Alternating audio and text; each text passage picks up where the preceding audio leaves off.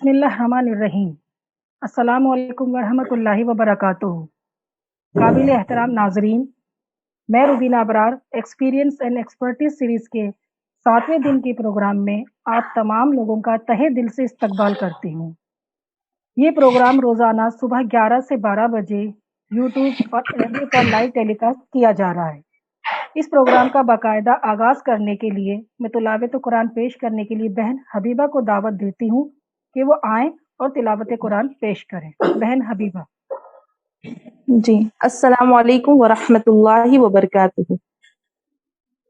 अऊज़ु बिल्लाहि मिनश शैतानिर रजीम। बिस्मिल्लाहिर रहमानिर रहीम। عسى ربه إن طلقكن أن يبدله أزواجا خيرا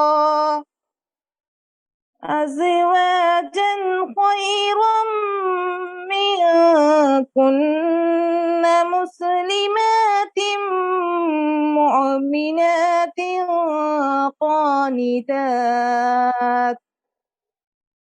قانتات تائبات عابدات سائحات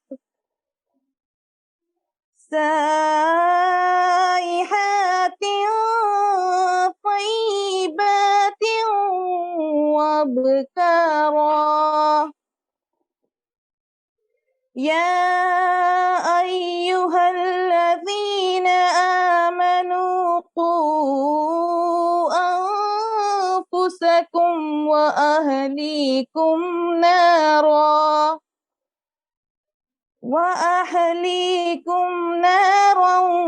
وقودها الناس والحجارة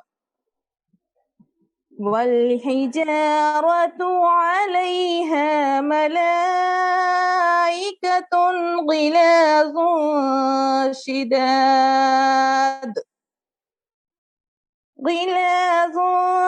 شداد لا يعصون الله ما أمرهم ويفعلون ما يؤمرون.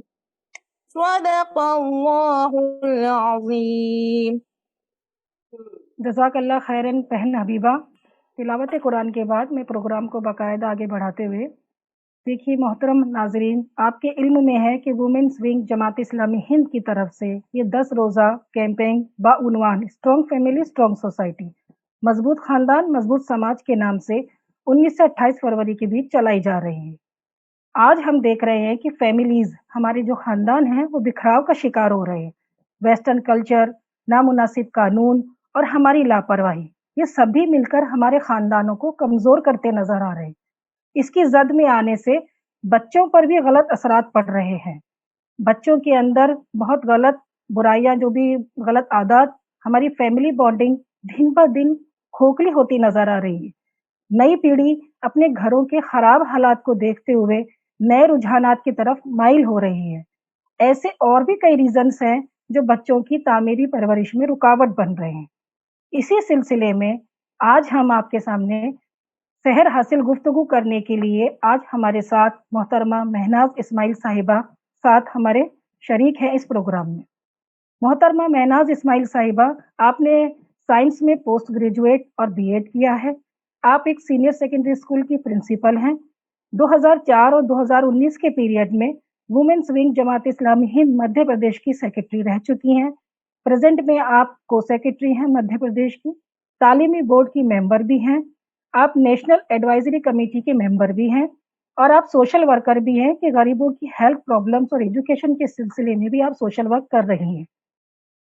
इस प्रोग्राम में मैं मोहतरमा महनाज इस्माइल साहिबा का तहे दिल से इस्तकबाल करती हूँ। आपकी गुफ्तगू का जो उन्वान है constructive parenting crucial for strong family, मजबूत खानदान की तामीर और बच्चों की तरबियत। मैं आपको इनवाइट करती हूँ کہ آپ اپنے عنوان پر اپنا اظہار خیال ہمارے سامنے پیش کریں۔ محترمہ مہناز اسماعیل صاحبہ۔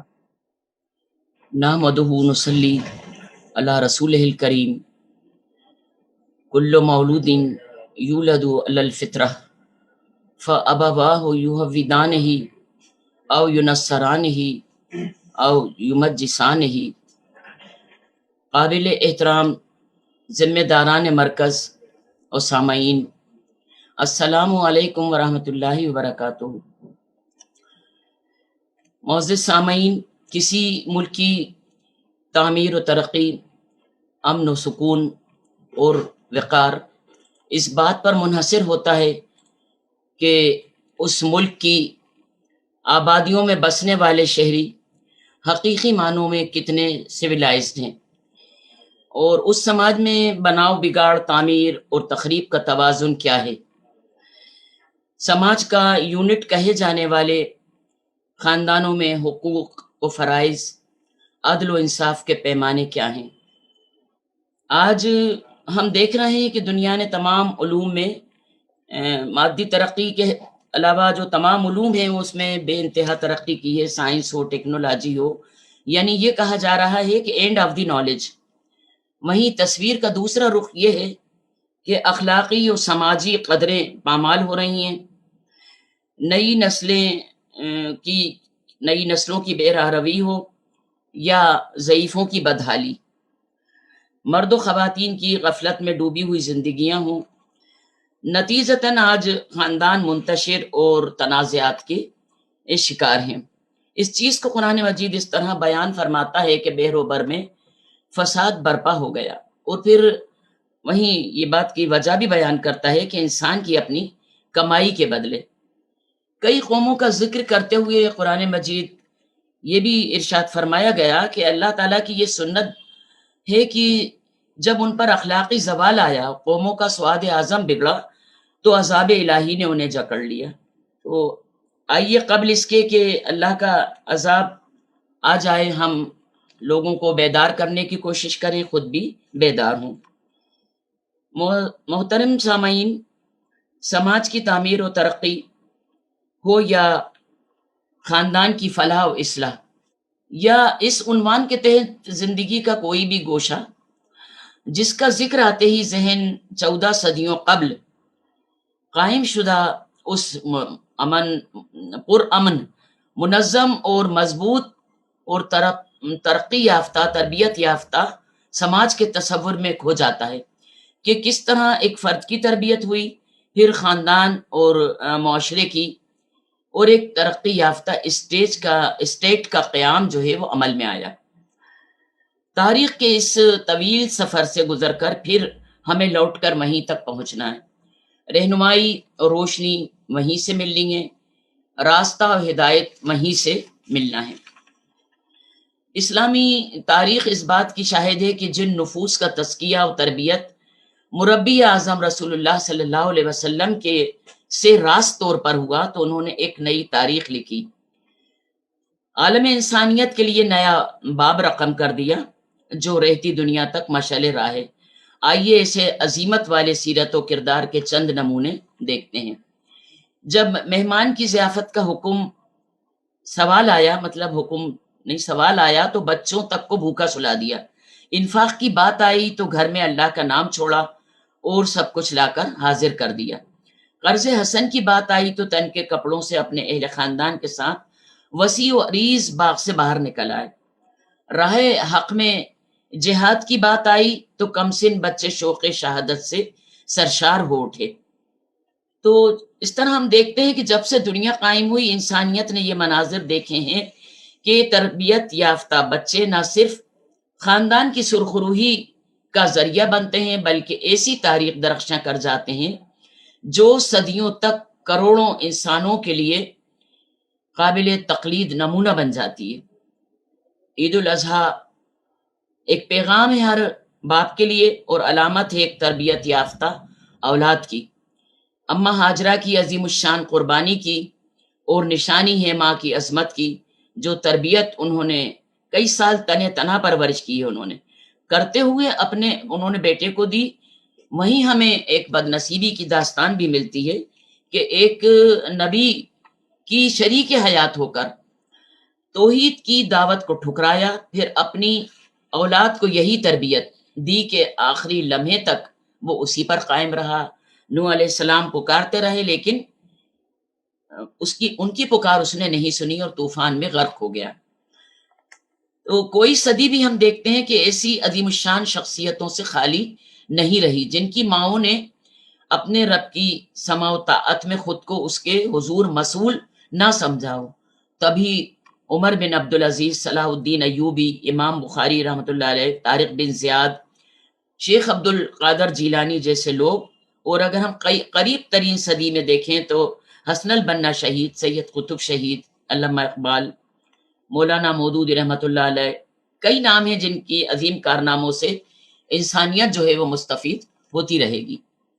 تو معزز سامعین، اسلام جو ہے وہ انسانیت کو پوری زندگی کا لایا عمل درجہ بدرجہ احکامات، حقوق اور فرائض تفویض کرتا ہے تاکہ سماج امن و سکون سماج میں قائم رہے، اور یہ تاکید کرتا ہے کہ قوا انفسکم و اہلیکم نارا، بچاؤ اپنے آپ کو اور اپنے اہل و عیال کو جہنم کی آگ سے۔ یہ تاکید بھی ہے اور تنبیہ بھی ان والدین کو جن کو اللہ تعالیٰ نے اولاد کی نعمت سے نوازا ہے۔ اس کے مخاطب ماں بھی ہیں اور باپ بھی۔ فرمایا کہ اپنے آپ کو بھی اور اپنی اولاد کو اور اہل خانہ کو جہنم سے بچانا ہے۔ ابتدا میں نے ایک حدیث کی تلاوت کی تھی کہ اس میں نبی کریم صلی اللہ علیہ وسلم کا ارشاد ہے کہ ہر بچہ فطرت سلیمہ پر پیدا ہوتا ہے، پھر اس کے والدین اس کو یہودی، مجوسی یا نصرانی بنا دیتے ہیں۔ یہاں یہ بات سمجھنے کی ہے کہ بچے کی غلط تربیت اس کی سہل فطرت تک کو بدل کر رکھ دیتی ہے۔ آپ صلی اللہ علیہ وسلم کا ارشاد ہے کہ والدین پر اولاد کا سب سے بڑا حق یہی کہ اس کی اچھی تربیت کریں۔ جہاں یہ ذمہ داری ہے اسی حساب سے اللہ نے ان کا اجر کا وعدہ بھی فرمایا ہے۔ تبھی سنتے آئے ہیں کہ باپ جنت کا دروازہ ہے اور ماں کے قدموں کے نیچے جنت ہے۔ آپ صلی اللہ علیہ وسلم نے یہ بھی فرمایا کہ کلکم رائن و کلکم مسئول، یعنی تم میں سے ہر شخص رائی ہے اور اس سے اس کی رعیت کے بارے میں سوال کیا جائے گا۔ اولاد کی تربیت کا سوال اس کے والدین سے ہوگا، اور اس میں بھی ماں سے زیادہ، کیونکہ باپ پر کسب معاش کی ذمہ داری ڈالی گئی ہے اور اس کا زیادہ تر وقت باہر گزرتا ہے، اور ماں 24/7 بچوں کے ساتھ رہتی ہے، اور اس کا مرتبہ بھی جو ہے وہ والد سے 3 گنا بڑا بتایا گیا ہے۔ ماں کی گود کو بہت مشہور مقولہ ہے کہ پہلی درسگاہ کہا گیا ہے۔ اس کی ماں جو ہے وہ پہلی معلمہ ہوتی ہے۔ بظاہر بہت کمزور اور صنف نازک کہی جانے والی یہ جو خاندان کی معلمہ ہوتی ہے، یہ نسلوں کی بنا رکھتی ہے۔ اگر یہ راستی پر رہتی ہے تو نسلیں راستی پر رہتی ہیں، اور خاندان اور سماج کی مضبوطی، تعمیر اور ترقی کا ذریعہ بنتی ہیں۔ بچہ خاندان اور ملت کا سرمایہ ہے، یہ خوش بختی کا مظہر ہیں۔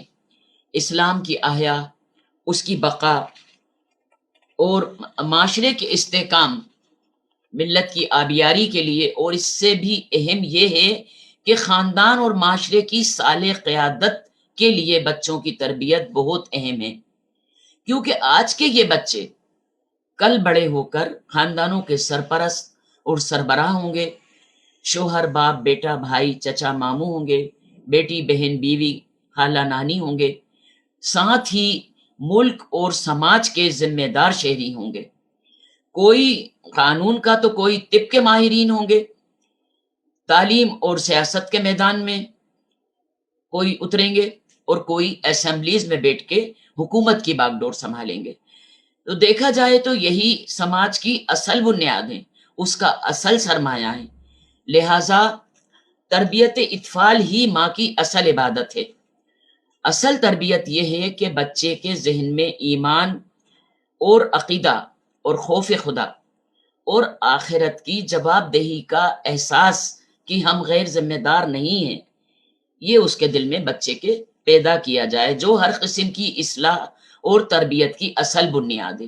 کیونکہ ایک دیندار بچہ ہی دنیا میں والدین کا بھی فرما بردار ہوگا اور خاندان کے لیے بھی سماج کے لیے بھی کارآمد اور شجر ثمردار ہوگا، اور والدین کے لیے ان کی موت کے بعد ظاہر ثواب جاریہ بھی ہوگا۔ اسلامی خطوط پر اگر بچوں کی پرورش کی جائے تو ایمان ان کی رگ ریشے میں رگ رگ میں سرایت کر جاتا ہے، اور بچہ حسن اخلاق کا وہ معیار دنیا کے سامنے پیش کرتا ہے کہ اسلام جو ہے وہ چلتا پھرتا نظر آتا ہے۔ مضبوط خاندان کی بنیاد جو ہے وہ دولت اور اسٹیٹس پر نہیں بلکہ مضبوط رشتوں کی استواری پر ہوتی ہے۔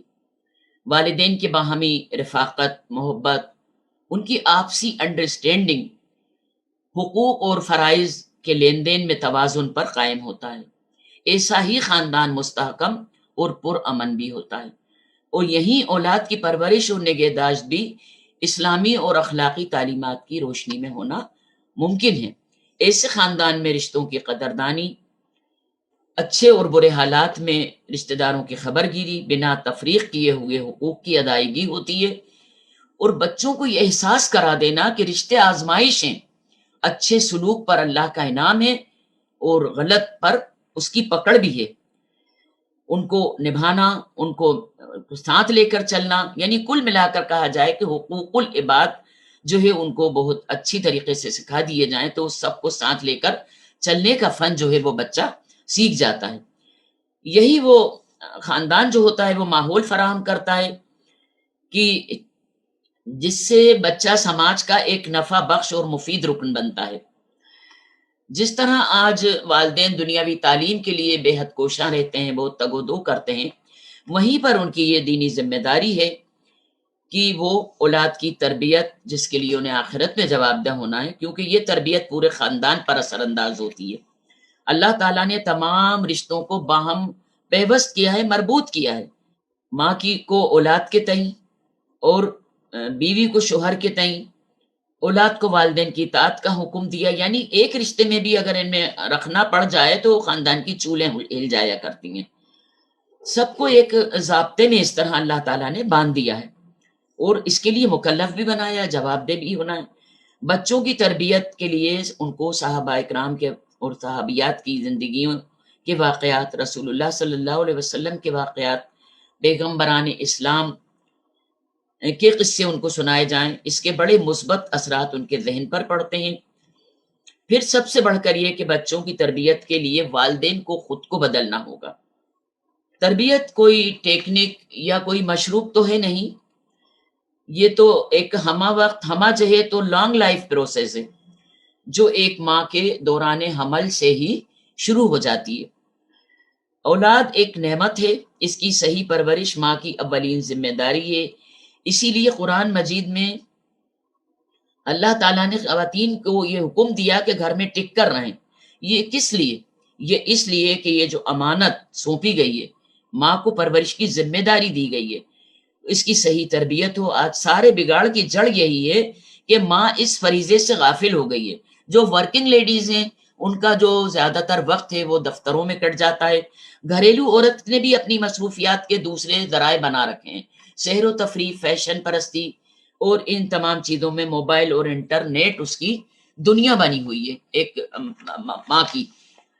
تو آج جبکہ جدید تحقیق یہ بتا رہی ہے کہ 7 سال کی عمر تک بچہ زندگی کا 90% سیکھ چکا ہوتا ہے، اس وقت وہ شعوری حالت میں نہیں ہوتا، وہ تو ایک ٹیپ ریکارڈر کی مانند ماں کا ایک ایک موومنٹ ریکارڈ کرتا ہے۔ اس کے ذہن کے پردے پر ماں کے طرز عمل نقش ہوتے ہیں۔ اگر ہم اس میں اسلامی اور اخلاقی قدریں انکلکیٹ کرنا چاہتے ہیں تو وہ ہمیں عملاً ایکشن سے دکھانا ہوگا۔ جس طرح نبی کریم صلی اللہ علیہ وسلم کی حدیث کے تعلق سے بات آتی ہے کہ غلاموں کے ساتھ اچھا سلوک کرو، جو کھاؤ وہ کھلاؤ، جو پہنو وہ پہناؤ۔ اگر گھر میں ہمارا برتاؤ ہماری میٹ کے ساتھ یہی ہے تو بات جو ہے، اور اس کے ہے تو ٹھیک ہے، نہیں تو اس کے برعکس سے تو بات نصیحتوں، تقریروں اور واقعات سنا دینے سے نہیں بنے گی۔ ہمارے گھروں کا جو ویلیو سسٹم ہے، روزمرہ کی ایکٹیویٹیز ہیں، سوشل سسٹم ہے، معاملات زندگی کا بچوں کے مزاج اور ان کے کردار کو طے کرتی ہیں یہ سب چیزیں۔ اگر ہمارے گھروں میں ویلیو سسٹم یہ طے کرتا ہے کہ جس کے پاس بہت دولت ہے وہ بڑا آدمی ہے، تو گھروں میں ہونے والے تذکرے گاڑیوں، موبائل، برانڈیڈ کپڑے، برانڈیڈ چیزوں پر ہوں گے، بینک بیلنس، آسائشی زندگی پر کل ملا کر ہوں گے. تو جو بچہ ہے وہ مادہ پرست بنے گا، دولت پرست بنے گا. اس کے برعکس اگر ہمارے گھروں میں عملاً گفتگویں بددیانتی ملاوٹ کو برائی سے تعبیر کرتی ہیں، عملاً بھی اس کو برا سمجھتی کرتی بھی ہیں، اور تذکرے بھی یہی ہوتے ہیں. ہم شعیب علیہ السلام کے قوم کے تذکرے کرتے ہیں، قرآن اور حدیث سے اسے عذاب کی جو وعیدیں سنائی گئی ہیں وہ ہم بچوں کو سناتے ہیں. تو بچہ دھوکہ دھڑی سے بچے گا، عیاری سے بچے گا، نہ صرف خاندان کے لیے بلکہ سماج میں جب وہ ٹریڈنگ اور تجارت میں اترے گا تو ملاوٹ اور بددیانتی سے بچے گا. اسی طرح ہم دوسری چیزوں پر دیکھ لیں کہ رشوت خوری ہے، زنا ہے، بلیک مارکیٹنگ ہے، نشہ ہے، سود خوری ہے. اسی دوسری تمام اخلاقی جرائم کا سدباب اگر ہم اپنے سماج سے اور اپنے وطن عزیز سے کرنا ہے تو ان برائیوں کے تعلق سے بچے کو ذہن نشین کرنا ہوگا کہ ان برائیوں کی، ان گناہوں کی شرعی حدود کیا ہیں. سود جو ہے وہ اللہ سے جنگ کا اعلان ہے. زانی کی سزا دنیا اور آخرت میں کیا ہے. حرام رزق سے پروردہ جسم جو ہے وہ جنت میں داخل نہیں ہوگا. تو ایسے بچے صرف خاندان کے لیے ہی مفید نہیں ہوں گے بلکہ وہ سماج میں بھی اپنا رول ادا کریں گے، اور ایک ایماندار پولیس آفیسر، ایک عادل جج، انسانیت سے ہمدردی رکھنے والا ڈاکٹر، اسی طرح جانثار محب وطن فوجی، ڈیڈیکیٹڈ ٹیچر، غرض یہ ہے کہ سماج کا قیمتی اثاثہ ہوں گے، اور یہ انسان دوست، خوف خدا رکھنے والے، غربا اور ضرورت مندوں کا خون چوس کر اپنے لیے عیش و عشرت کا سامان نہیں خریدیں گے بلکہ اعزاء و اقربا، والدین اور خاندان میں ان کے طرز عمل سے تقوی کی فضا ہموار ہوگی اور خاندان ان کی خوشبو سے مہکے گا، معاشرہ پاکیزہ اور خوشحال ہوگا. بس آخر میں صرف یہی کہوں گی کہ خاندانوں کے جو ویلیو سسٹم ہیں، جو سوشل سسٹم ہیں، جو ہماری روزمرہ کی ایکٹیویٹیز ہیں، ان کو اسلامائز کیا جائے. یہی بچوں کی تربیت پر مثبت اثرات مرتب کرتا ہے، اور آج کی یہ نسل کل کے لیے مفید انسانی سرمایہ ثابت ہوگی. خاندانی نہیں بلکہ پرامن معاشرہ وجود میں آ جائے گا جو چور بازاری، فحاشی، عریانیت، ظلم اور ناانصافی سے پاک ہوگا. تبھی یہ ملک ترقی کرے گا اور ملت کا کھویا ہوا وقار انشاءاللہ دوبارہ حاصل ہوگا. وآخر الدعوانا ان الحمدللہ رب العالمین. جزاک اللہ خیرن کثیرہ محترمہ مہناز اسماعیل صاحبہ، آپ نے اتنی قیمتی باتیں ہمارے ساتھ شیئر کی، اس لیے ہم آپ کے بہت زیادہ شکر گزار ہیں. انہی کلیوں کو حق ہے لذت بہارا کا، انہی کلیوں کو حق ہے لذت بہارا کا، جو کلیاں ابتدا سے دامن میں کانٹوں کے پلتی ہیں. بچے ہمارے گھر یعنی ہمارے باغ کی کلیاں ہیں، انہیں کیسے سنوارا جائے، کس طرح انہیں پروان چڑھایا جائے، اور ان پر ابھی ان تمام چیزوں کے اوپر گفتگو فرما رہی تھی ہمارے مہمان خصوصی مہناز اسماعیل صاحبہ. اب اس ہاؤس کو اوپن کیا جاتا ہے. آپ اپنے سوال ایف بی اور زوم کے اندر چیٹ باکس کے اندر اپنے سوال لکھ کر بھیج سکتے ہیں. اس پروگرام کو آگے بڑھاتے ہوئے اب ہمارا سوال جواب کا سیشن جو شروع ہوتا ہے، ہمارے پاس سب سے پہلا سوال آیا ہے. میں محترمہ مہناز اسماعیل صاحبہ سے اپنا سب سے پہلا سوال کرنا چاہوں گی. بچپن سے یہ پرانی کہاوتیں ہم سب سنتے آ رہے ہیں کہ ماں کی گود پہلا مدرسہ یا اسکول ہوتا ہے اور ہمارا گھر پہلی پاٹھشالہ. آپ ہمیں یہ بتائیں کہ کیا واقعی آج کے موجودہ دور میں ہمارے گھر ایک اسکول کا اور ماں باپ ایک ٹیچر کا رول پلے کر پا رہے ہیں؟ محترمہ مہناز اسماعیل صاحبہ. جی، یہ بات درست ہے اور ہمیشہ کہنے سننے میں آتی ہے کہ ماں کی گود ہی بچے کا پہلا مدرسہ ہے، لیکن آج جدید تحقیق یہ بتا رہی ہے کہ گود میں آنے سے پہلے ہی حاملہ ماں کی عادت و اطوار کا بچے پر اثر شروع ہو جاتا ہے. یورپ اور امریکہ میں اگر ہم دیکھتے ہیں تو روبکس کیوب جیسے گیمز حاملہ خواتین کو کھیلنے کی صلاح دی جاتی ہے تاکہ بچے کا ذہن تیز ہو. وہیں جو اسرائیل کی جو خواتین جب حاملہ ہوتی ہیں تو ان کو کے لیے تو بہت ہی زیادہ کیئر کی جاتی ہے، ان کو میتھس کی پریکٹس، سائنس کے سبجیکٹس اور یہ ساری چیزیں جو وہ بچوں کو بنانا چاہتے ہیں، اسی طرح غذا پر، یہ ساری چیزوں پر وہاں تو بہت ہی زیادہ اہمیت دی جاتی ہے۔ تو اس سے کے بعد جب بچہ ماں کی گود میں آتا ہے تو وہاں سے پھر اس کی تربیت جو ہے وہاں سے شروع ہوتی ہے۔ تو یہ دیکھا گیا ہے کہ بہت ہی چھوٹا بچہ ہوتا ہے، یعنی ابھی وہ چند ماہ کا بھی نہیں ہوا ہوتا، تب سے وہ بہت زیادہ کین آبزرور ہوتا ہے، ہر چیز کو بہت ریکارڈ کرتا ہے۔ میں نے ابھی بھی کہا تھا کہ وہ ماں کے ایک ایک موومنٹ کو ریکارڈ کرتا ہے۔ اس بات کو میں نے ابھی اپنے لیکچر میں بھی آپ لوگوں سے شیئر کی تھی۔ تو ماں کی جو سائلنٹ ایکٹیویٹیز ہوتی ہیں، اگر کوئی ناگوار بات ہوتی ہے تو ہم دیکھتے ہیں کہ بچہ فوراً ماں کی طرف نگاہ اٹھاتا ہے، بہت چھوٹا بچہ ہوتا ہے جبکہ وہ، تو وہ جو سب کانشیس میں جو چیزیں اس کی جمع ہو جاتی ہیں۔ اب اگر ماں کا کردار یہ ہے کہ وہ سچ بولتی ہے، بزرگوں کی خدمت کر رہی ہے، گھر میں جو ایک اخلاقی تعلیم کا جو ایک معیار ہے وہ چل رہا ہے، نماز پڑھ رہی ہے، تو یہ سب چیزیں اس کے سب کانشیس میں جمع ہوتی رہتی ہیں۔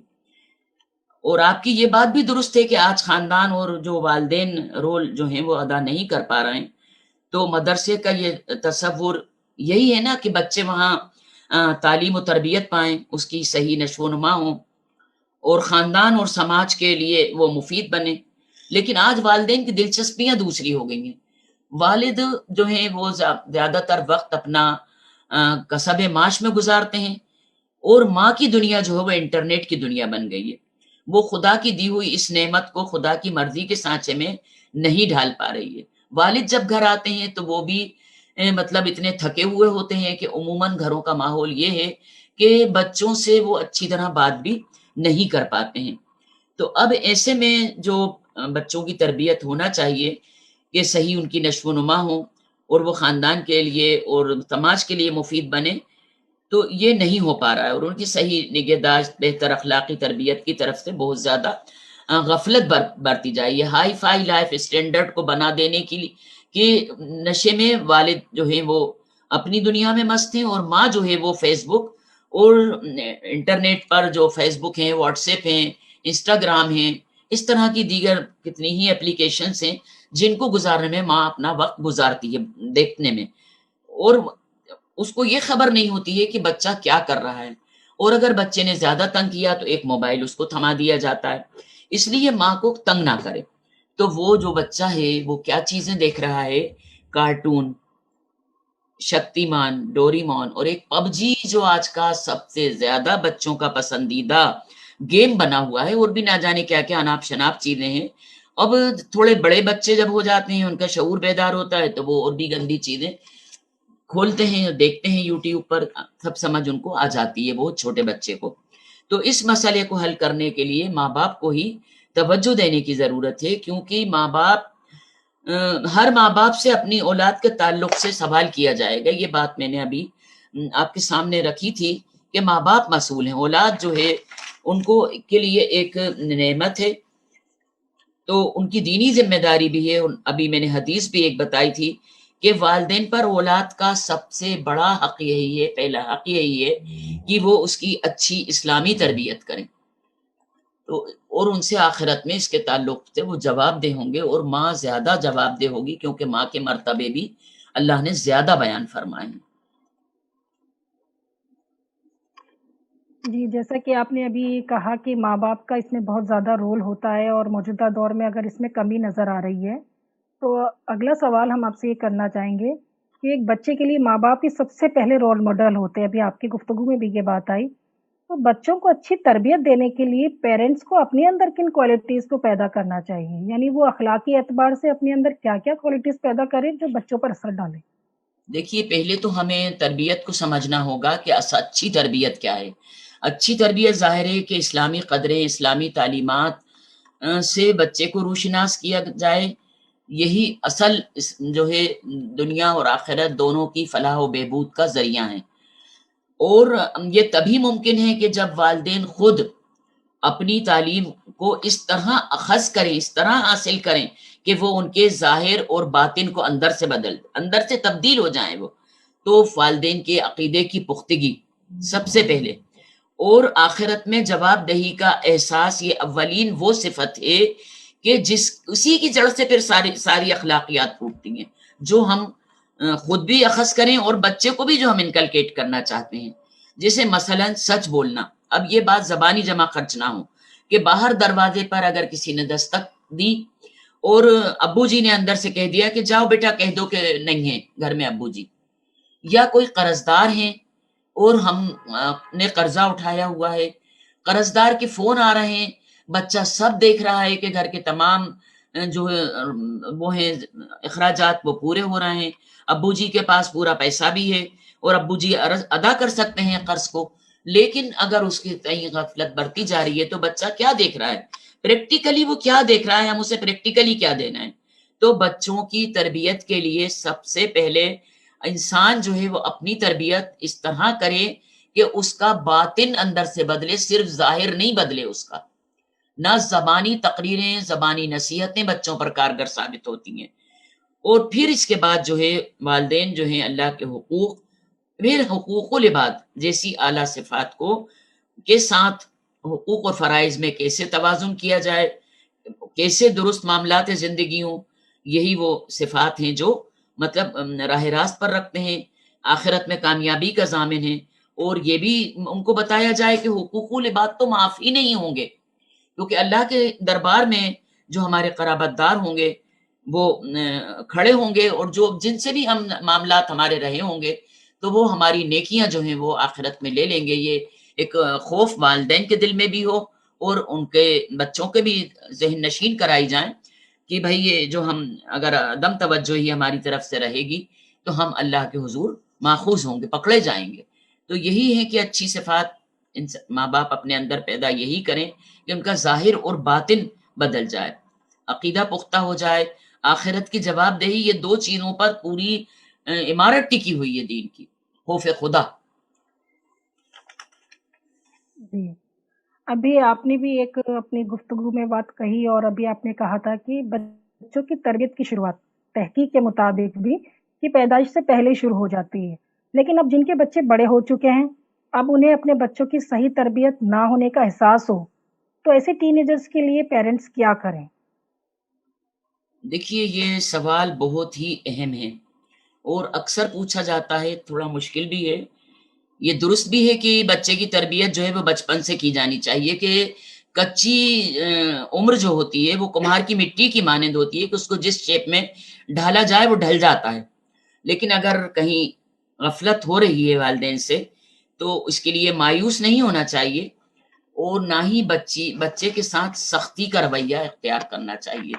ان کی برائیاں خود گھر میں بھی ان کی ڈانٹ پھٹکار برائیاں کرنا، دوسروں کے سامنے ان کو کی نیگیٹو اس چیزوں کو بتانا، ان سے بھی تذکرے کرنا، یہ سب چیزوں سے پرہیز کرنا چاہیے. اور اس کے لیے بہت حکمت اور تحمل سے کام لینا چاہیے، جلد بازی نہیں کرنا چاہیے. دیکھیے اگر کسی درخت میں کانٹے نکل آتے ہیں اور ان کانٹوں کو ہم توڑ دیتے ہیں، ان کانٹوں کو توڑ دیے جائیں اگر اوپر سے تو وہ دوبارہ نکل آتے ہیں. تو اس لیے برائی کی جڑ کو سمجھنا ہوگا ایک ماں کو، اور بغور اس کا جائزہ لینا ہوگا کہ میرے بچے میں کیا چیز جو ہے وہ برائی پیدا ہو رہی ہے اور یہ کس طرف جا رہا ہے. پھر موقع بموقع جو ہے مناسب وقت دیکھ کر مختصراً، لیکن اس وقت بھی بڑی بڑی لیکچر، بڑی بڑی باتیں کرنا نہیں، بلکہ اس برائی کو دنیاوی اور اخروی نتائج سے اس کو آگاہ کیا جائے. مناسب وقت یہی ہو سکتا ہے کہ جب بچے ٹیبل پر بیٹھتے ہیں، دسترخوان پر ساتھ بیٹھتے ہیں اور کھانا کھاتے ہیں، یا ہم رات میں اگر کوئی بیٹھے ہیں کسی موضوع پر گفتگو کر رہے ہیں، تو ایسا کریٹ کرنا چاہیے ماحول کہ بچے کو کے سامنے ہم اس کو غیر محسوس طریقے پر ہم اس کو دنیاوی اور اخروی نتائج سے اس کو آگاہ کیا جائے. طنزیہ زبان نہیں ہو، لمبے لمبے لیکچر کا ہم استعمال نہ کریں. اگر کوئی اس میں خوبی ہے تو ہم اس کو بھی ذہن نشین کرائیں تاکہ وہ جو ہے اس کو مطلب محسوس کرے کہ میری تعریف بھی ہو رہی ہے اور اس کا اچھا اثر، مثبت اثر اس کے اوپر پڑے. بہرحال یہ ہے کہ ہمیں کوششیں جاری رکھنا چاہیے. قرآن نے بہت اچھی دعا اس تعلق سے سکھائی ہے کہ ربی اصلح لی فی ذریتی انی تبت الیک و انی من المسلمین. یعنی یہ دعا جو ہے یہ بڑی پریکٹیکلی کچھ خواتین کے بچے جو میری بہت اچھی طرح نالج میں ہیں کہ بہت زیادہ بگڑ گئے تھے، مطلب وہ نشے کی جو یہ ڈرگس وغیرہ لینے لگے تھے، بہت ہی پریشان تھی، لیکن انہوں نے اس کو اٹھتے بیٹھتے چلتے پھرتے، یہ قرآن میں دی گئی ہے، اس کو پڑھنا شروع کیا اور بے انتہا دعائیں کی، تو اللہ تعالیٰ نے ان کے اس بچے کی اس بری لت سے اس کو چھڑا دیا۔ تو تہجد کی نماز کی پابندی اور گڑ گڑا کر اپنے رب سے دعا کی، مطلب جو ہے اللہ میرے بچے کی اصلاح کر دے، مجھ سے جو کوتاہی ہوئی ہے اسے درگزر کر دے، تو انشاءاللہ اگر بچوں میں کوئی بگڑی عادتیں بھی ہیں تو آپ دیکھیں گی کہ وہ بچہ جو ہے اس کی اصلاح ہوگی، اللہ سے مدد مانگی اور جلد بازی نہ کرتے ہوئے تحمل سے کام لے۔ جی ابھی آپ نے بہت اچھی باتیں بتائیں، لیکن ہم گھروں میں یہ بھی دیکھ رہے ہیں کہ زیادہ روکنے ٹوکنے سے بچے چڑچڑے ہو جاتے ہیں، تو بچوں پر بیجا پابندیاں نہ لگاتے ہوئے انہیں کیسے ہینڈل کیا جائے؟ دیکھیے بچے کی تربیت میں جو ہے وہ ہمیشہ نرمی کا رویہ اختیار کرنا چاہیے۔ خود ہمارا برتاؤ ہی جو ہے وہ بچے کو ضدی اور چڑچڑا بناتا ہے۔ بچے کی جو عادت ایسی چڑھنے کی ہوتی ہے اسی کو گھر والے ہنسنے مذاق کرنے میں چھیڑتے ہیں اس کو اس چیز سے۔ تو سب سے پہلے تو ایسے بچے کے ساتھ یہ معاملہ نہیں کیا جائے کہ اس کو بات بات پر چھیڑا جائے۔ پھر ایسے بچے صبح اٹھنے میں بھی بہت زیادہ ماں کو پریشان کرتے ہیں، تو ماں کا جو ایک رویہ یہ ہونا چاہیے کہ سب سے پہلے جو سائیکولوجیکلی ایک اسٹیپ یہ ہونا چاہیے اس کا کے لیے کہ اس کو بہت پیار سے اس کے سر پر اس کے بالوں پر ہاتھ پھیریں، جب وہ تھوڑا تھوڑا بیدار ہو تو پھر اس کو محبت سے نرمی سے بستر سے بیدار کریں۔ پھر اسی طرح اس کو جب لنچ ٹائم ہو تو اس وقت بھی اس کے ساتھ کچھ شیئرنگ کا مزاج بنائیں کہ وہ اپنی باتیں آپ سے شیئر کرے اور اس کا دل جو ہے وہ چڑچڑاہٹ سے ہٹ کر بات چیت میں آپ کے ساتھ انوالو ہو جائے، وہ بیجا اس کی روک ٹوک جو ہے وہ اس سے اعتراض کریں۔ رات کو سوتے وقت بھی جو ہے اس کا جو ہے انبیاء علیہ السلام کے واقعات اس کو سنائے جائیں تو وہ جو ہے بہت ہی زیادہ مثبت اثرات اس کے اوپر پڑیں گے، اس کی ذہن ذہین بھی ہوگا۔ اور جو ہے آخری بات جس سے چیز کو کہ مطلب ایک جو ٹین ایجر ہوتے ہیں تو یہ ایک بڑی خطرناک عمر ہوتی ہے، اس میں بہت ہارمونل چینجز ہوتے ہیں۔ ہارمونل چینجز میں جو ہے بچہ جو ہے وہ اس کے اندر کیوریسٹی بڑھ جاتی ہے، اور جب کیوریسٹی بڑھتی ہے تو وہ چیزیں حاصل کرنا چاہتا ہے، وہ معلومات حاصل کرنا چاہتا ہے، اس کی خواہشیں بڑھ جاتی ہیں جو اس سے چھپائی جاتی ہیں، اور پھر آزادی کی بھی چاہت جو ہے وہ اس کو بڑھ جاتی ہے۔ یعنی والدین کو ٹین ایجر بچوں کے لیے یہ سمجھنا چاہیے کہ ہائی الرٹ زون میں داخل ہو رہے ہیں، اس اعتبار سے ماں باپ کو انوالونگ پیرنٹس بننے کی ضرورت ہے۔ اب ان سے مطلب دوستانہ رویہ، اٹیچمنٹ کا اظہار، ماں باپ میں سے کسی ایک کو تھوڑا سخت بھی ہونا چاہیے لیکن ایک کو بہت نرم اور فرینڈلی جو ہے اس کے ساتھ تعلق رکھنا چاہیے۔ اب سختی بھی اس طرح سے نہ ہو کہ بچہ جو ہے وہ بدزن ہو جائے، بغاوت کرنے پہ آمادہ ہو جائے۔ اور ماں اور بیٹی کا معاملہ تو اس طرح ہونا چاہیے کہ وہ ہر بات شیئر کرے، ماں کی ڈیلنگ اس طرح بیٹی کے ساتھ کرنا چاہیے۔ پھر بچوں کا کی جو حرکات و سکنات ہیں اس پر بہت ٹین ایج بہت خطرناک ایج ہوتی ہے، اس میں بہت نگاہ رکھنے کی ضرورت ہوتی ہے کہ بچہ ہمارا موبائل پر کیا چیز دیکھ رہا ہے، وقتاً فوقتاً اس کو چیک کرنا، اس کے فرینڈ سرکل پر بھی بہت گہری نظر رکھنا۔ پھر جو یوٹیوب پر کیا چیز وہ دیکھ رہا ہے اس کی وہ بھی ہم سب چیک کر سکتے ہیں، چیٹنگ اس کی چیک کرنا کہ کس سے اس کی بات چیت چل رہی ہے، اور جب ہم کوئی چیز پکڑ لیں تو اس کو بہت محبت اور حکمت سے اس برائی کو دور کرنے کی کوشش کریں۔ بس یہی چند باتیں ہیں جو ہم اختیار کر سکتے ہیں، باقی اللہ سے دعا کہ اللہ ہماری نسلوں کی ٹین ایجر اور سبھی نسلوں کی اللہ تعالیٰ حفاظت فرمائے۔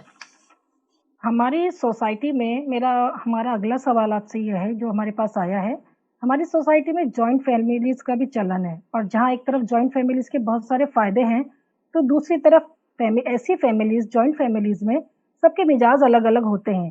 ایسے میں ہمارے بچوں کی مینٹلٹی کو دھیان میں رکھتے ہوئے انہیں ٹیکل کرتے ہوئے کس طرح تربیت کریں؟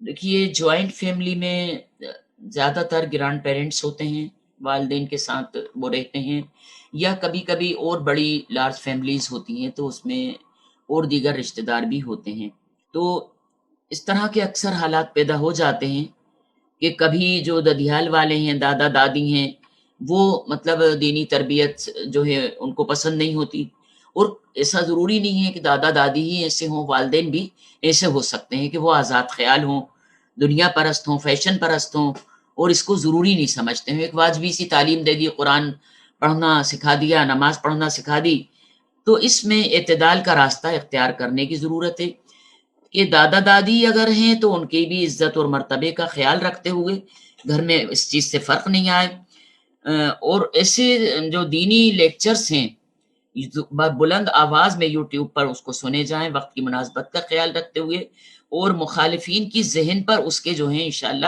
اس کے مثبت اثرات پڑیں گے۔ پھر سب سے اہم یہ ہے کہ ان تعلیمات پر خود عمل کیا جائے۔ ایک پچھلی میقات میں رتلام جو ہے ایک شہر مدھیہ پردیش کا ہے، وہاں میرا جانا ہوا تو ایک زندہ مثال ہے کہ وہ ان کا جو سسرال تھا بہت شرک و بدعت میں تھا، اور وہ مطلب جماعت سے وابستہ تھی۔ اب ان کو جو ہے یہ چیز بہت پریشان کرتی تھی کہ جو بدعتیں ہوتی تھیں اس کے لیے ساس بہت تنگ کرتی تھی، بہت ہی سسرال کا ماحول خراب تھا ان کا۔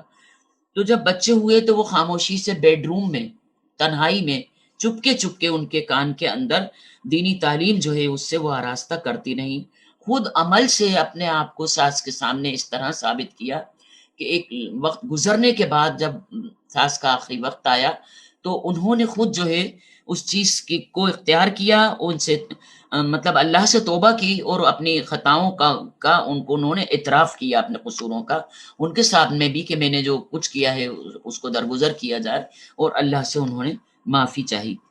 تو یہ جو ہے ہم اس کو اگر سمجھائیں گے بتائیں گے تو انشاءاللہ اس طرح سے عمل کیا جا سکتا ہے، ہو سکتا ہے کہ اس سے فائدہ پہنچے۔ ہمارے پاس اگلا سوال یہ آیا ہے کہ اگر ہمارے گھر کے بچے غیر دیندار لوگوں، دوستوں یا رشتہ داروں سے امپریس ہو کر کچھ غلط راستے کی طرف بڑھنے لگے تو ایسے سچویشنز میں پیرنٹس کیا کریں؟ دیکھیے یہ تو آج حقیقت ہے کہ دنیاوی چمک دمک سے بچے بہت متاثر ہو رہے ہیں، اور اس وقت جو ہے بہت اس میں اضافہ ہوتا ہے جب کوئی قریبی رشتہ دار یا دوست جو ہے وہ بہت ہی زیادہ مٹیریلسٹک ہوں، ان کا جو وے آف لائف ہو بہت ہائی فائی ہو، اور تو اس سے ظاہر ہے کہ بچے متاثر ہوتے ہیں۔ دوسرے ہمیں جو اس کے لیے کر سکتے ہیں وہ یہی ہے کہ ہم بچوں کو دوسروں سے کمپیئر نہ کریں کبھی بھی۔ ایسا کرنے سے بچے جو ہیں وہ دوسروں سے متاثر ہوتے ہیں، اور خود جو ہے وہ احساس کمتری کا شکار ہوتے ہیں اور منفی سوچ میں مبتلا ہوتے ہیں۔ اگر والدین جو ہیں احساس کمتری کا اگر بچے شکار ہو رہے ہیں، منفی سوچ میں مبتلا ہو رہے ہیں، تو بچے کے سب کانشس مائنڈ یعنی گھروں میں وہ ذکر نہ ہو، جیسا کہ میں نے ابھی آپ کے سامنے ذکر کیا تھا کہ اگر بچپن میں سے ہی ہمارے گھر کے تذکرے یہ ہیں، حضرت ان کا بھی میں نے مثال دی تھی کہ شعیب علیہ السلام کی قوم کی بھی، کہ اگر ہمارے گھروں میں اور مٹیریلسٹک باتیں ہو رہی ہیں کہ بہت ہی وے آف لائف ایسی ہے، بینک بیلنس کے ذکر کیے تھے میں نے، گاڑیوں کے ماڈلز کے، تو ہم یہ پہلے یہ ڈیسائیڈ کریں کہ اگر ہم نے بچپن سے اپنے بچے کے سب کانشیس مائنڈ میں کیا کیا ہے اس کی پھر ہم ری پروگرامنگ کریں، خود بھی اپنی عادتیں جو ہیں وہ بدلیں، اور یہ ہم ذکر نہ کریں مادہ پرستی کی، تو بچہ جو ہے وہ اس کے اندر خود بخود کانفیڈینس ڈیولپ ہوگا، اور جس چیز سے جو دوسرے لوگ اس پر برا اثر ڈال رہے ہیں وہ ان کو خود برا سمجھے گا۔ اور ایک اور طریقہ یہ ہو سکتا ہے کہ بچوں کو حکمت کے ساتھ ماحول کی خرابیاں بتائی جائیں، کوئی خبر اگر ہم پڑھ رہے ہیں اس کو ہم ڈسکس کریں۔ جب ہم بچوں کے ساتھ بیٹھتے ہیں ایک تو ہمیں بچوں کو ٹائم دینا چاہیے۔ آج سب سے بڑی کمی تربیت میں جہاں آ رہی ہے وہ یہی ہے کہ ہم اپنے بچوں کو وقت نہیں دے پا رہے ہیں زیادہ، تو بہت زیادہ ضرورت ہے کہ ہم اپنے بچوں کو وقت دیں۔ اگر ہم نے کوئی خبر پڑھی ہے کہ مان لیجئے جہیز کے کو لے کر ایک مثال کے طور پر ہم نے پڑھا کوئی حادثہ رونما ہوا، اور یہ روز رونما ہوتے ہیں، تو ہم بچوں سے بتائیں کہ ایسا ہوا اور یہ دیکھو یہ خرابی ہے اس کے اندر۔ اسی طرح بینکوں سے لوگ قرض اٹھا لیتے ہیں، مکان بنا لیتے ہیں، بڑے اعلیٰ طریقے سے اس کی سجاوٹ کرتے ہیں، پھر اکثر بینک آتے ہیں، بہت واقعات سننے میں آتے رہتے ہیں، روزمرہ زندگی میں بھی دیکھتے ہیں، تو بینک آ کر ان کو باہر کرتے ہیں اور تالے لگا کر اس گھر سے چلے جاتے ہیں۔ تو یہ جب ہم اس سے کمپیئر کریں گے کہ یہ ہے وہ ہائی فائی سوسائٹی اور زیادہ چاہت اور مٹیریلزم کا یہ نتیجہ ہے، چمک دمک کا دنیاوی، تو اس سے انشاءاللہ تعالیٰ بچے جو ہیں غیر دیندار لوگوں سے متاثر نہیں ہوں گے۔ ابھی جیسا آپ نے کہا کہ وقت نہ دینا اپنے گھر والوں کو یا اپنے بچوں کو، ابھی ہمیں گھر میں دیکھا جا رہا ہے اور عموماً کہا بھی جاتا ہے کہ ٹیکنالوجی نے بچوں کے ذہن کو متاثر کیا ہے، تو کیا ایسا والدین کے ساتھ بھی ہوا ہے؟ اور جبکہ ٹیکنالوجی وقت کی اہم ضرورت بھی بن چکا ہے، تو آپ ہمیں یہ بتائیں کہ کیا واقعی والدین کے ساتھ بھی ٹیکنالوجی نے بچوں اور والدین دونوں کو امپریس کیا ہے، متاثر کیا ہے؟ جی، عموماً یہ بات کہی جا رہی ہے، صحیح کہہ رہی ہیں آپ، کہ ٹیکنالوجی نے بچوں کو ذہنی طور پر متاثر کیا، اور بچوں کو ہی نہیں بلکہ بڑوں کو بھی ٹیکنالوجی نے متاثر کیا ہے۔ اور جدید ٹیکنالوجی نے جو نوجوانوں کو، بزرگوں کو، سبھی کو مطلب جو ہے ایک ذہنی اس میں مبتلا کر دیا ہے۔ تو جو اصل کیا ہے کہ ٹیکنالوجی سوشل میڈیا کے پلیٹ فارم سے چل رہی ہے، یہ کوئی سافٹ ویئر انجینئر نہیں بنا رہے ہیں، بلکہ سائیکیاٹرسٹ اور نیورو سائیکیاٹرسٹ ہائر کیے جا رہے ہیں الگ سے، جو انسان کی نفسیاتی کمزوریوں کے حساب سے انسٹرکشنز دیتے ہیں۔ تب جا کر کہیں جو ہے سافٹ ویئر ڈیولپر اس سافٹ ویئر کو ڈیولپ کرتا ہے، اور اس ٹیکنالوجی کی زد میں آج بچے، بوڑھے اور جوان سبھی ہیں۔ 70-80 سال کے، 60 سال کے بوڑھوں کو بھی آپ دیکھیے کہ وہ بھی اسی میں لگے ہوئے ہیں۔ دوسرے یہ کہ وقت کا جو قیمتی سرمایہ ہے وہ اس میں خرچ ہو رہا ہے، نظر ہو رہا ہے اس کا۔ والدین جو ہیں وہ اولاد کی تعلیم اور تربیت سے غافل ہیں، وہ بھی گجٹس میں مصروف ہیں، اور بچے کیا دیکھ رہے ہیں اس سے بے خبر ہیں۔ دوسری طرف جو ہے وہ کمیونیکیشن گیپ بڑھ رہا ہے، رشتوں میں جو ہے وہ دوریاں آ رہی ہیں، ولگریٹی میں بھی جو ہے وہ اضافہ ہو رہا ہے، اس کا بھی سبب بن رہا ہے۔ تو بس ضرورت اسی بات کی ہے کہ ہر چیز کا جو استعمال ہے وہ اعتدال کے ساتھ جو ہے وہ کیا جائے۔ یہ آج ضرورت بھی ہے، کیونکہ آج دیکھیے اسکول کے جو کورسز ہیں اسی پہ کمپلیٹ کرائے جا رہے ہیں۔ چھوٹا بچہ جس سے ہم موبائل پہلے چھین لیتے تھے، اور آج اس کو دیا جا رہا ہے وہ موبائل۔ تو مطلب بس یہ ہے کہ ہمیں اعتدال کا راستہ اختیار کرنا ہے، ضروری طور پر غیر ضروری طور پر اس ٹیکنالوجی کے استعمال سے بچیں، کیونکہ اس کے بڑے نقصان بھی ہیں، جسمانی صحت بھی اس سے متاثر ہو رہی ہے۔ جو ریڈیشن ہیں اس سے جو نکلتی ہے وہ موبائل ریڈیشن سے بہت زبردست نقصان ہے، اس کے سائیڈ ایفیکٹس بھی ہیں، آنکھوں پر بہت برا اثر ڈال رہا ہے۔ تو اس سے مطلب جو ہے بچنے کی ضرورت ہے، اعتدال کا راستہ اختیار کرتے ہوئے اس کے استعمال کرنے کی اس کو ضرورت ہے۔ ہمارا اگلا سوال یہ ہے کہ والدین یعنی پیرنٹس بچوں کی اسکول سلیکشن کرتے وقت کن باتوں کا خیال رکھیں، جبکہ انگلش میڈیم اسکول میں ایڈمیشن کا چلن آج عام سا ہو گیا ہے؟ عام ہو گیا ہے، جی۔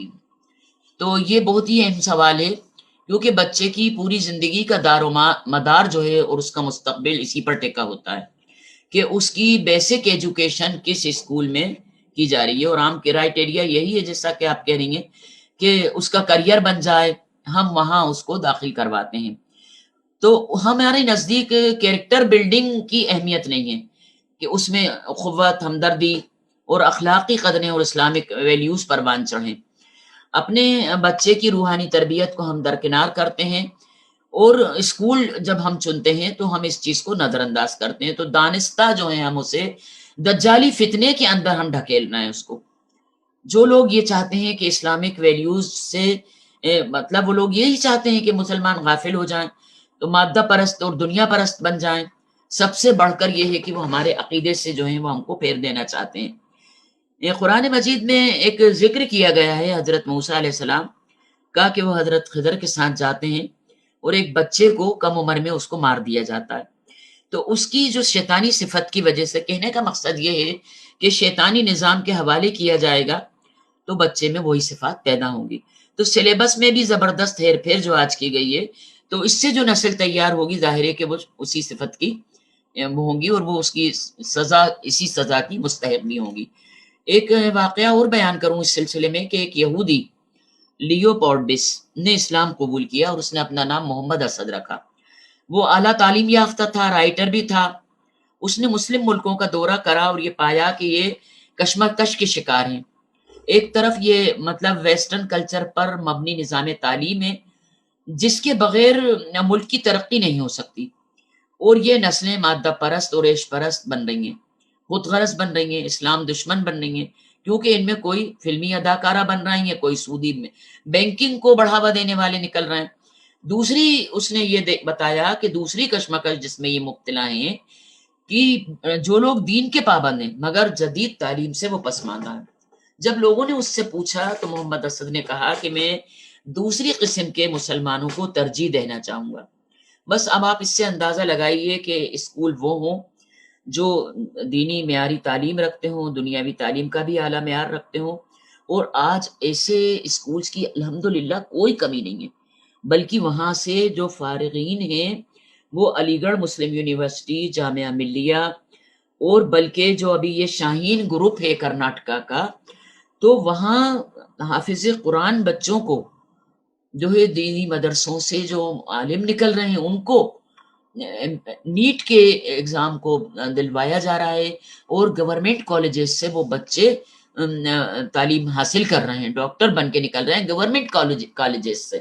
تو آج ان اسکولز کی اور ایسے لوگوں کی اسکولز کی کمی نہیں ہے، تو ہم والدین بہت محتاط رہیں اس کے لیے۔ ابھی دیکھیے ہم دیکھ رہے ہیں کہ گھر کے بگڑتے ماحول کی وجہ سے ایسا بھی دیکھنے میں آتا ہے، اور زیادہ تر دیکھنے میں آ رہا ہے کہ بچے مانسک تناؤ اور ڈپریشن کا شکار ہو رہے ہیں۔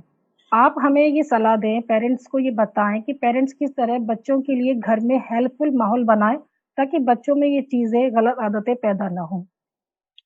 جی، یہ آپ نے بالکل صحیح فرمایا کہ آج یہ بہت عام سی چیز ہو گئی ہے، اور ڈپریشن، مایوسی، اور یہ کبھی کبھی اتنا بڑھ جاتا ہے کہ یہ آؤٹ آف کنٹرول ہو جاتا ہے۔ تو سب سے پہلے اس کی وجوہات اگر ہم جانیں گے تبھی ہم مطلب اس کا کوئی وہ علاج بھی سوچ سکیں گے۔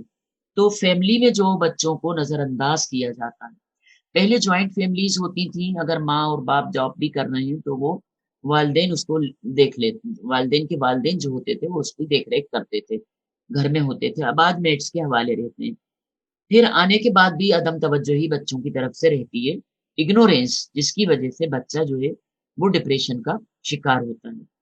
پھر ماں باپ کی جو آپسی جھگڑے، تناؤ جو ہوتا ہے، اور جو طلاق ہو جاتی ہے وہ بھی بچے جو ہیں وہ بہت زیادہ اس کے ڈپریشن کا شکار ہوتے ہیں۔ پھر ایک چیز یہ ہوتی ہے کہ بچوں کو دوسروں سے کمپیئر کر کے ان کو ڈیگریڈ کیا جاتا ہے، بچوں کو ڈیگریڈ کیا جاتا ہے، کمپیئر کیا جاتا ہے۔ پھر کبھی کبھی اسکول کا جو متعصب ماحول ہوتا ہے، کچھ بچے بڑے بڑے اسکولوں سے میرے اسکول میں آئے اور انہوں نے یہی کہا کہ یہ بالکل ایک دم بہت خاموش ہو گیا ہے، اکیلا رہنا پسند کرتا ہے۔ تو یہ مطلب یہی علامت ہوتی ہے کہ وہاں جو متعصب ماحول تھا تو اس سے بھی بچے پر بہت برا اثر پڑا کہ جو بائیں تھیں وہ بچے کو باٹل میں پانی تک نہیں بھرنے دیتی تھی، تو اس سے بچے پر برا اثر پڑ رہا تھا۔ تو اس کے جو سمٹمس ہوتے ہیں وہ یہی ہوتے ہیں کہ وہ خاموش ہو جاتا ہے، آئسولیٹڈ ہو جاتا ہے، خاموش رہنے لگتا ہے، غمگین دکھائی دینے لگتا ہے، ایگریسو ہوتا ہے، کبھی کبھی فرسٹریٹ بھی ہوتا ہے، یہ تھوڑے اور اوپر اسٹیج پر پہنچنے کے بعد۔ تو اچھا ہائیجینک طور پر بھی کیئرلیس ہوتا ہے۔